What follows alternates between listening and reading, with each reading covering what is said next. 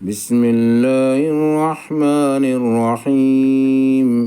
شروع اللہ کے نام سے جو نہایت مہربان رحم فرمانے والا ہے۔ اے ایمان والو، میرے اور اپنے دشمن کو دوست نہ بناؤ۔ تم ان سے دوستی کی باتیں کرتے ہو، حالانکہ وہ اس حق کے منکر ہیں جو تمہارے پاس آیا ہے، وہ رسول کو، اور تمہیں صرف اس وجہ سے نکالتے ہیں کہ تم اپنے رب اللہ پر ایمان لائے ہو۔ اگر تم میری راہ میں جہاد کرنے اور میری رضا حاصل کرنے کے لیے نکلے ہو تو انہیں دوست نہ بناؤ۔ تم انہیں خفیہ محبت کے پیغام بھیجتے ہو، اور میں خوب جانتا ہوں جو کچھ تم چھپاتے ہو اور جو کچھ ظاہر کرتے ہو، اور تم میں سے جو یہ کام کرے گا تو وہ یقیناً سیدھی راہ سے بھٹک گیا۔ اگر وہ تم پر قابو پا جائیں تو وہ تمہارے دشمن ہی ہوں گے، اور تمہیں برائی کے ساتھ ہاتھ اور زبان سے ستائیں گے اور چاہتے ہیں کہ تم کافر ہو جاؤ۔ تمہارے رشتہ دار اور تمہاری اولاد تمہیں کچھ نفع نہ دیں گے۔ قیامت کے دن وہ تمہارے درمیان جدائی ڈال دے گا، اور اللہ جو کچھ تم کرتے ہو اس کو دیکھ رہا ہے۔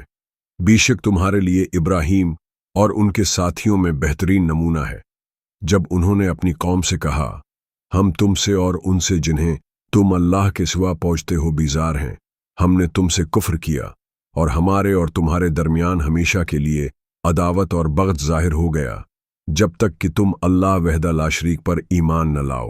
مگر ابراہیم نے اپنے باپ سے کہا تھا، میں ضرور تیرے لیے مغفرت طلب کروں گا، اور اللہ کے مقابلے میں تیرے لیے کچھ بھی اختیار نہیں رکھتا۔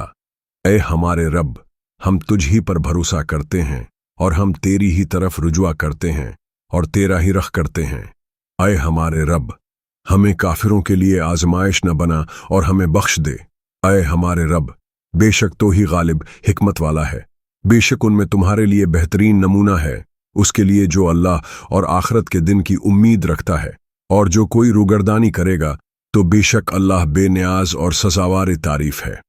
قریب ہے کہ اللہ تمہارے اور ان لوگوں کے درمیان محبت ڈال دے جن سے تمہاری دشمنی ہے، اور اللہ قادر ہے، اور اللہ بخشنے والا رحم فرمانے والا ہے۔ اللہ تمہیں ان لوگوں کے ساتھ نیکی کرنے اور انصاف کرنے سے نہیں روکتا جو تم سے دین کے بارے میں جنگ نہیں کرتے، اور نہ ہی تمہیں تمہارے گھروں سے نکالتے ہیں۔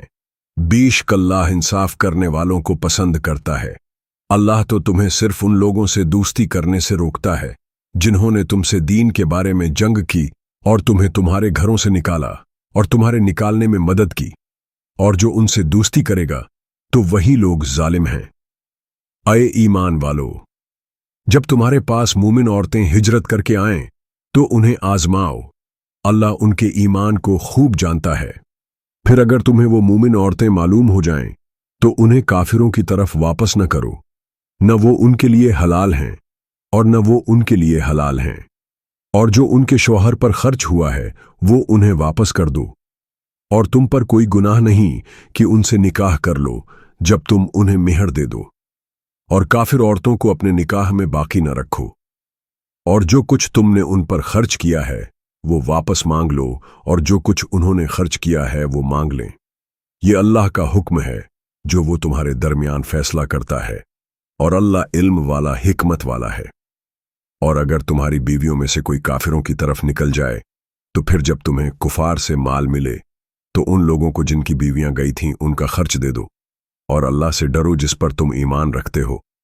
اے نبی، جب تمہارے پاس مومن عورتیں بیعت کرنے آئیں اس پر کہ وہ اللہ کے ساتھ کسی کو شریک نہ کریں گی، چوری نہ کریں گی، بدکاری نہ کریں گی، اپنی اولاد کو قتل نہ کریں گی، بہتان نہ باندھیں گی، جو اپنے ہاتھوں اور پاؤں کے درمیان گھڑ لائیں، اور کسی نیک کام میں تمہاری نافرمانی نہ کریں گی، تو ان سے بیعت لے لو اور ان کے لیے اللہ سے بخشش مانگو، بے شک اللہ بخشنے والا مہربان ہے۔ اے ایمان والو، ان لوگوں سے دوستی نہ کرو جن پر اللہ نے غضب فرمایا، وہ آخرت سے مایوس ہیں جیسے کافر قبروں والوں سے مایوس ہیں۔ کیا آپ چاہتے ہیں کہ میں اس کا مختصر تفسیر بھی اردو میں کہانی نما انداز میں بیان کروں؟